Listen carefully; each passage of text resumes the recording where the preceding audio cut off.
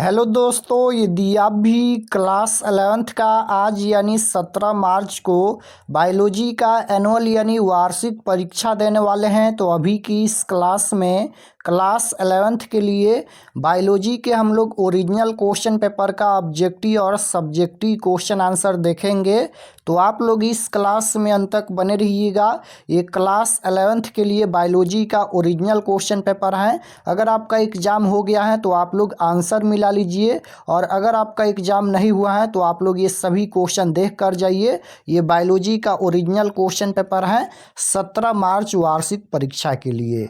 यहाँ पर देख सकते हो क्लास 11th एनुअल एग्जामिनेशन 2026 वार्षिक परीक्षा 2026 के लिए ये बायोलॉजी का ओरिजिनल क्वेश्चन पेपर है 17 मार्च वार्षिक परीक्षा के लिए।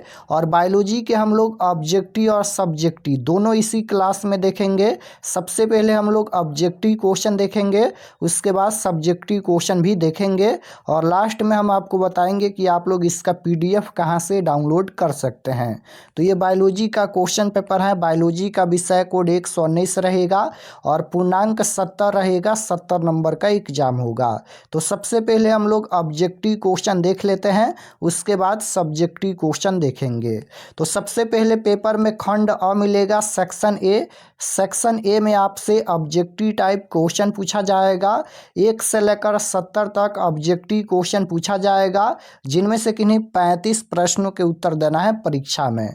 तो आइए पहला नंबर क्वेश्चन देखते हैं। फर्स्ट क्वेश्चन यहाँ पर पूछा गया है। पहला नंबर क्वेश्चन है यहाँ पर कि पोटैटो स्पिंडल ट्यूबर नामक रोग किसके कारण होता है। तो फर्स्ट क्वेश्चन का राइट आंसर बी हो जाएगा, जीवाणु के कारण होता है। क्वेश्चन नंबर 1 का राइट आंसर बी हो जाएगा, जीवाणु के कारण होता है। ये बायोलॉजी का ओरिजिनल क्वेश्चन पेपर है। क्वेश्चन नंबर 2 देखिएगा, पूछा गया है वर्गीकरण की मूल इकाई क्या है। वर्गीकरण की मूल इकाई क्या है, तो इसका आंसर हो जाएगा वर्गीकरण की मूल इकाई पूछा गया है ना, तो बिल्कुल इसका राइट आंसर हो जाएगा यहाँ पर जाति। Option number B right answer हो जाएगा जाति। क्वेश्चन नंबर 3 यहाँ पर पूछा गया है कि निम्नलिखित में से किस जगत के जीवों की कोशिका भित्ति में पेप्टिडोग्लाइकेल पाया जाता है। तो इसका राइट आंसर हो जाएगा मानेरा। Option number D right answer होगा। अगर आपका एग्जाम हो गया है तो आप लोग आंसर मिला लीजिए, और अगर आपका एग्जाम अभी नहीं हुआ है तो आप लोग ये सभी क्वेश्चन देख कर जाइए। ऑब्जेक्टिव सब्जेक्टिव दोनों हम बताएंगे। 4 नंबर क्वेश्चन है, निम्नलिखित में कौन वायुमंडलीय नाइट्रोजन को मृदा में स्थिर कर सकता है। तो 4 का राइट आंसर क्या हो जाएगा, राइजोबियम हो जाएगा। ऑप्शन नंबर बी में दिया गया है, राइजोबियम इसका करेक्ट आंसर होगा। क्वेश्चन नंबर 5 यहाँ पर पूछा गया है, निम्नलिखित में किस पौधे में स्वधनी ऊतक नहीं होते हैं। तो ये हो जाएगा bryophyte. Option number C right answer हो जाएगा यहाँ पर ब्रायोफाइट। क्वेश्चन नंबर 6 यहाँ पर पूछा गया है। 6 नंबर क्वेश्चन है कि द्विव निषेचन निम्न में किसकी विशेषता है। तो द्विव निषेचन निम्न में से किसकी विशेषता है, तो ये हो जाएगा angiosperm. Option number C right answer होगा। क्वेश्चन नंबर 7 देखिएगा, यहाँ पर पूछा गया है निम्न में कौन अरीय सममित दर्शाता है। तो राइट आंसर क्या हो जाएगा, निम्न में कौन अरीय सममिति दर्शाता है। तो राइट आंसर हो जाएगा स्टारफिश। ऑप्शन नंबर बी में दिया गया है, राइट आंसर बी हो जाएगा स्टारफिश। क्वेश्चन नंबर 8 देखिएगा, यहाँ पर ये पूछा गया है कि जल संवहन तंत्र किस संघ में पाया जाता है। तो 8 का राइट आंसर बी हो जाएगा यहाँ पर echinodermata. Option number B right answer. Question number 9 देखिएगा, यहाँ पर पूछा गया है निम्नलिखित में किसमें यहाँ पर मेसोडर्म से उत्पन्न वास्तविक सीलोम होता है। तो 9 का right answer option number C हो जाएगा यहाँ पर एनेडीला इसका करेक्ट आंसर होगा। Option number C. Question number 10 देखिएगा, यहाँ पर पूछा गया है कि तने अथवा शाखा पर पत्तियों के विन्यस्त रहने के क्रम को क्या कहते हैं। तो राइट आंसर ए हो जाएगा पूर्ण विन्यास कहते हैं। क्वेश्चन नंबर 11 देखिएगा, यहाँ पर पूछा गया है कि निम्नलिखित में कौन खाद्य संचय के लिए रूपांतरित मूसला जड़ का उदाहरण है? तो राइट आंसर ये हो जाएगा गाजर, इसका करेक्ट आंसर होगा। क्वेश्चन नंबर 12 यहाँ पर पूछा गया है कि द्विबीजपत्री पौधे की पत्तियों में कैसा सिरा विन्यास पाया जाता है? तो 12 का राइट आंसर बी हो जाएगा यहाँ पर जालिका, इसका करेक्ट आंसर होगा। 13 नंबर क्वेश्चन यहाँ पर पूछा गया है कि जल परिवहन में सबसे प्रभावशाली जाइलम तत्व के प्रकार कौन है? तो राइट आंसर बी हो जाएगा वाहिकाय। क्वेश्चन नंबर 14 यहाँ पर पूछा गया है कि कार्क कैबियम का दूसरा नाम क्या है? कार्क कैबियम का दूसरा नाम पूछा गया है, तो ये हो जाएगा phellogen, option number B right answer होगा फेलोजन। क्वेश्चन नंबर 15 यहाँ पर पूछा गया है कि द्विबीजपत्री तने में निम्नलिखित में कौन संवाहक कैबियम की क्रिया से उत्पन्न होती है? तो right answer option number C हो जाएगा द्वितीयक जाइलम हो जाएगा, यानी यहाँ पर द्वितीयक जाइलम ऑप्शन नंबर सी में दिया गया है, option number C right answer. Question number 16 यहाँ पर पूछा गया है कि फ्लोएम में सहचर कोशिकाओं का मुख्य कार्य क्या है? तो राइट आंसर सी हो जाएगा यहाँ पर चालनी नलिका तत्वों की सहायता करना, तो option number C right answer. 17 number question देखिएगा, पूछा गया है निम्नलिखित में कौन संयोजी ऊतक मांसपेशियों को हड्डियों से जोड़ता है? तो right answer option number C हो जाएगा कंडरा। क्वेश्चन नंबर 18 यहाँ पर पूछा गया है निम्नलिखित में कौन उपकला ऊतक रक्त वाहिकाओं की आंतरिक परत बनाता है? तो राइट आंसर डी हो जाएगा सल्की उपकला, option number D right answer. Question number 19 देखिएगा, पूछा गया है कि केंचुए में गमन निम्न में किसकी सहायता से होता है? तो राइट आंसर हो जाएगा सूक, option number B. Question number 20 यहाँ पर पूछा गया है कि तिलचट्टे के शरीर किस भाग में जनन अंग होते हैं? तो राइट आंसर उदर हो जाएगा, option number C. Question number 21 पूछा गया है निम्नलिखित में कौन केवल पादप कोशिकाओं में मिलता है?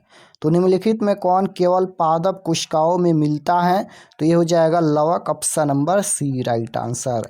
22 नंबर क्वेश्चन देखिएगा, पूछा गया है गाल्जी काय का कार्य क्या है? तो राइट आंसर सी हो जाएगा रूपांतरण and packaging, option number C right answer.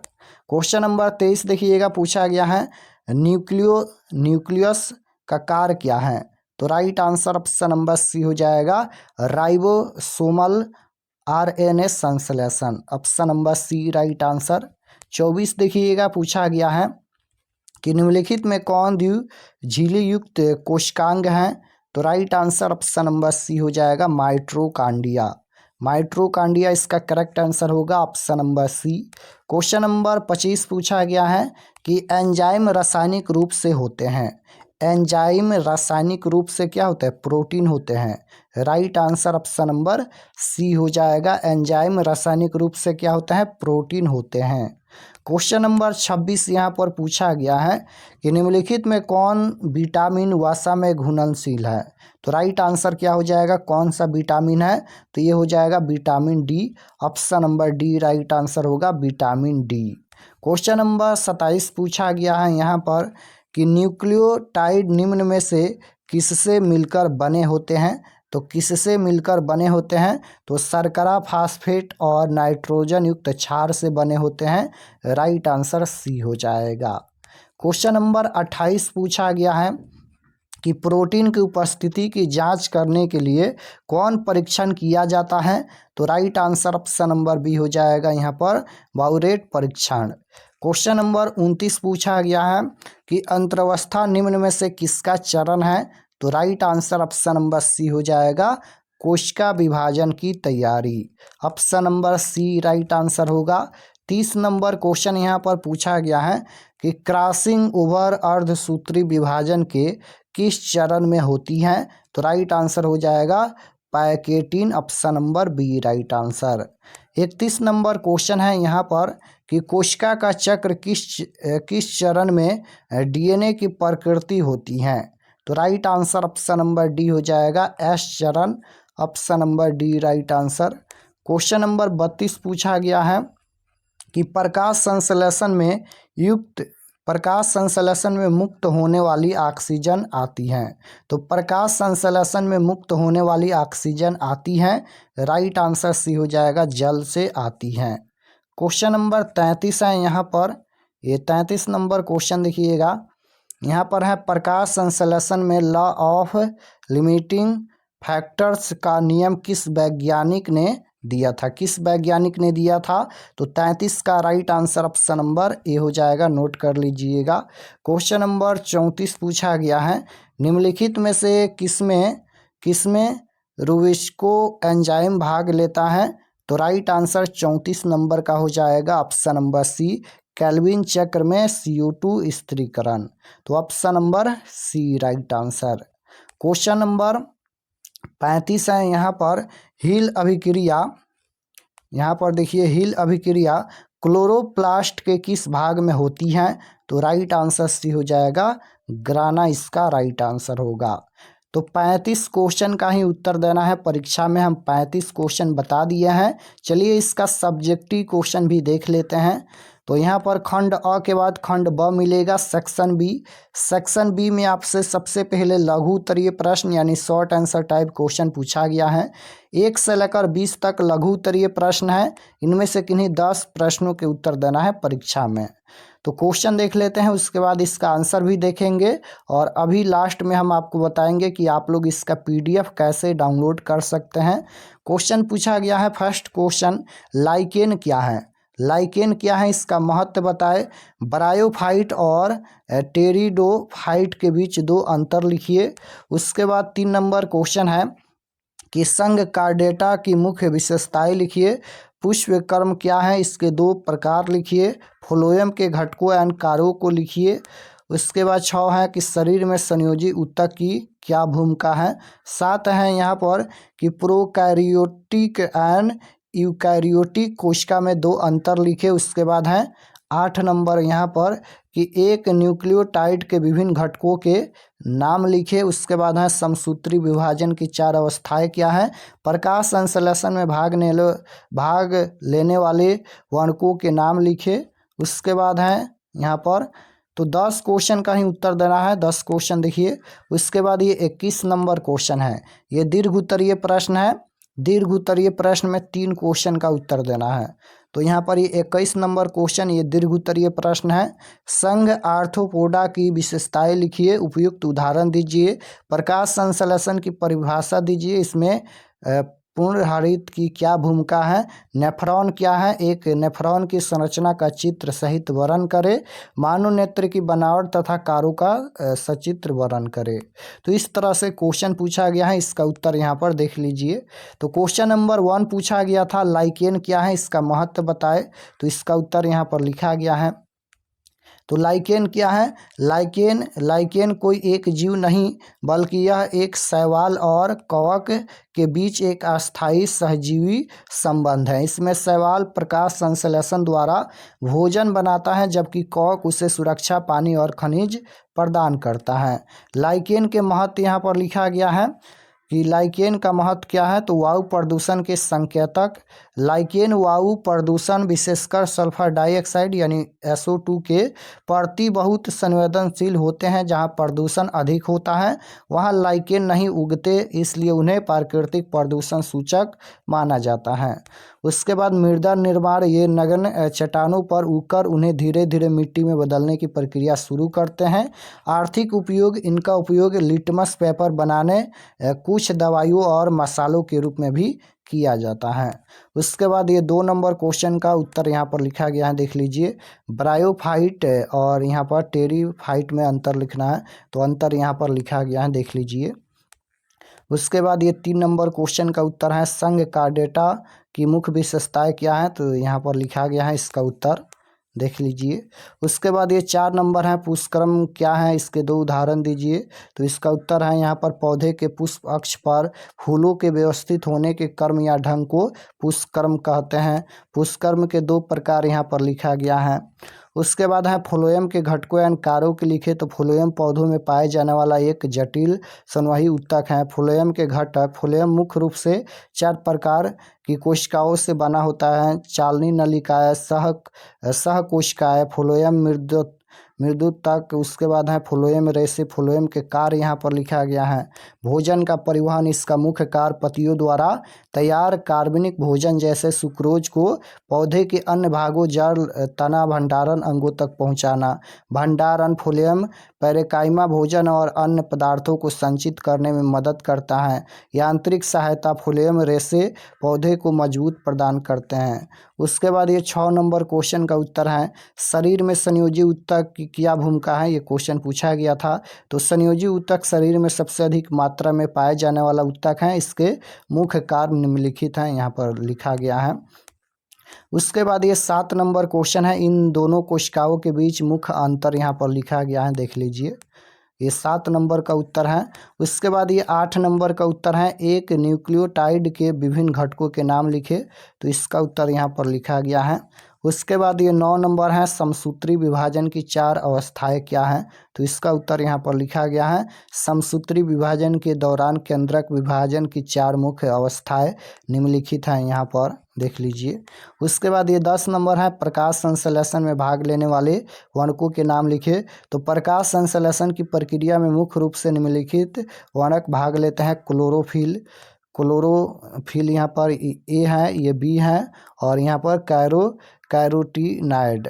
तो इस प्रकार से इसका उत्तर लिखना है। उसके बाद ये 21 नंबर क्वेश्चन है, ये दीर्घ उत्तरीय प्रश्न है, 3 क्वेश्चन का ही उत्तर देना है। तो इसका उत्तर यहाँ पर लिखा गया है, देख लीजिए। यहाँ पर ये उसी का उत्तर यहाँ पर है। उसके बाद ये 22 नंबर क्वेश्चन है, प्रकाश संश्लेषण की परिभाषा दीजिए, इसमें क्लोरोप्लास्ट हरित लौह की क्या भूमिका है। तो परिभाषा है, वह प्रक्रिया जिसके द्वारा हरे पौधे सूर्य के प्रकाश, क्लोरोफिल, कार्बन डाइऑक्साइड और जल की उपस्थिति में अपना भोजन ग्लूकोज बनाते हैं, प्रकाश संश्लेषण कहलाती हैं। प्रकाश संश्लेषण का सूत्र यहाँ पर लिखा गया है, देख लीजिए। क्लोरोप्लास्ट हरित लौह की भूमिका यहाँ पर लिखा गया है। उसके बाद ये 23 नंबर क्वेश्चन है, नेफ्रॉन क्या है, इसकी संरचना का वर्णन करें। तो इसका उत्तर यहाँ पर लिखा गया है, ये सभी लिख लीजिए। उसके बाद ये 24 नंबर क्वेश्चन है, मानव नेत्र की बनावट तथा कार्यों का वर्णन करें।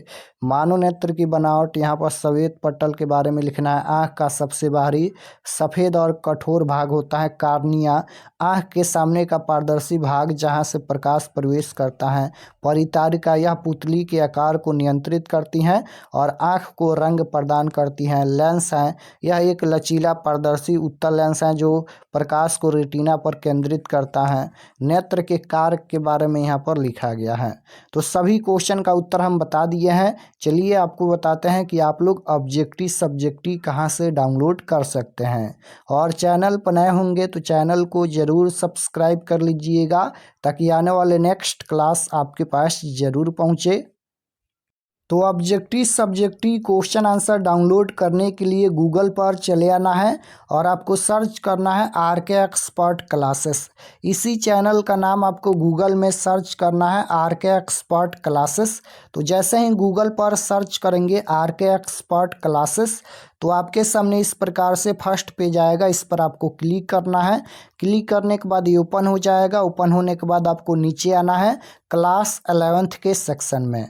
तो यहाँ पर देखिएगा, ये क्लास 11th का सेक्शन है। तो जैसे आपको बायोलॉजी का क्वेश्चन पेपर देखना है, तो यहाँ पर देखिएगा 17 March class 11th biology question paper annual exam 2026, इस पर आपको क्लिक करना है। क्लिक करने के बाद यहाँ पर सब्जेक्ट, ये बायोलॉजी का पेज खुला है। एग्जाम डेट 17 तारीख को होने वाला है और ये सभी परीक्षा से संबंधित जानकारी है, आप लोग इसे पढ़ सकते हैं।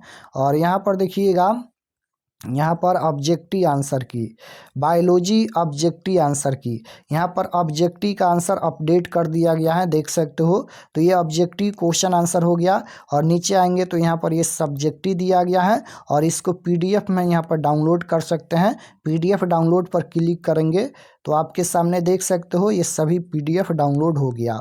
तो यहाँ से आकर आप लोग सब्जेक्टिव ऑब्जेक्टिव PDF डाउनलोड कर सकते हैं।